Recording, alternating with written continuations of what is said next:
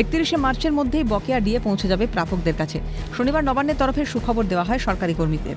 বিজ্ঞপ্তিতে জানানো হয়েছে, সুপ্রিম কোর্টের নির্দেশ অনুযায়ী 2016 জানুয়ারি মাস থেকে 2019 ডিসেম্বর পর্যন্ত সময়কালে বকেয়া ডিএ সম্পূর্ণ করে রাজ্য সরকার। ডিএ সুবিধে পাবে কর্মরত অবসরপ্রাপ্ত কর্মচারী থেকে শুরু করে পারিবারিক পেনশনভোগীরা। এর আগে 2 কিস্তিতে ডিএ দেওয়ার কথা ছিল, পরবর্তীতে তা পরিবর্তন করে সিদ্ধান্ত নেওয়া হয় গোটাটাই একসঙ্গে দেওয়া হবে। এই প্রাপ্তিতে খুশির বাতাবরণ তৈরি হলেও সেই খুশিতে জল ঢেলেছে টাকার পরিমাণ। অভিযোগ উঠেছে, প্রাপ্যর তুলনায় অনেকটাই কম টাকা দিচ্ছে তৃণমূল সরকার। অনেক ক্ষেত্রে মাস ভিত্তিক সঠিক হিসেব হয়নি। 2016 পরে যারা প্রমোশন পেয়েছেন বা পদোন্নতি হয়েছে, তাদের সেই পদোন্নতি হারের যে স্কেল, সে হারে এই ডিএ প্রদান করা হচ্ছে না, সেগুলো সংযুক্ত হয়নি। জানি ইতিমধ্যেই শুরু হয়েছে রাজনৈতিক তরজা। খেলায় বিড়াল গাছে উঠতে শুরু করেছে, তীব্র কটাক্ষ দিলীপ ঘোষের। বাংলার মানুষ চাইছে পরিবর্তন, এখন অনেক কিছুই ঘটবে। এখন ঠেলায় বিড়াল গাছে উঠতে আরম্ভ করেছে।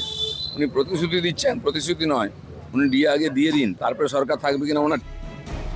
এখন বিজেপির ঠেলাতে অনেক কিছুই ঘোষণা হবে। তোপ দেগে আক্রমণ সুকান্ত মজুমদারের। মমতা বন্দ্যোপাধ্যায় বিজেপির ঠেলাতে অনেক কিছু ঘোষণা করবে, সব হচ্ছে বিজেপির ঠেলা।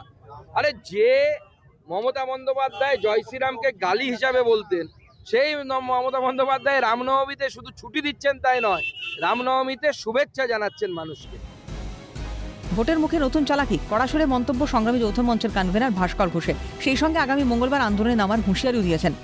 দেখুন, এই বিজ্ঞপ্তিটা আসলে একটা অর্ধসত্য এবং মিথ্যাকে নতুন করে প্রতিষ্ঠা করার ভোটের মুখে একটা নতুন চালাকি। এটা সম্পূর্ণরূপে মিথ্যা।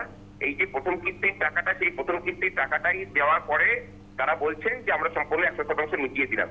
এটা আরেক ধরনের বঞ্চনার সৃষ্টি করলো। আমরা এটার বিরুদ্ধে যেমন সুপ্রিম কোর্টে নতুন করে মামলা ফাইল করছি, ঠিক একই রকম ভাবে হিন্দু মানবতা কমিটির কাছেও আমরা এই বিষয়টাকে তুলে ধরছি। আর তার সাথে রাস্তার আন্দোলনের ডাক দিতে চলেছে আগামী মঙ্গলবার। আমরা প্রতিশ্রুতি দিলে পালন করি, বিরোধীদের আক্রমণে পাল্টা চাঁচাছোলা মন্তব্য শাসক শিবিরের। প্রকল্পে আমরা কথা দিয়েছিলাম, প্রতিশ্রুতি দিয়েছিলাম, তার প্রতিটি প্রতিশ্রুতি আমরা পালন করেছি। এখন বিধানসভা নির্বাচনের মুখে তৃণমূলের এই মাস্টার স্ট্রোক কতটা ভোট বাক্স ভরায়, সেদিকে তাকিয়ে রাজ্যবাসী থেকে বিরোধীরা। খালিদ জামানের রিপোর্ট, ক্যালকাটা নিউজ।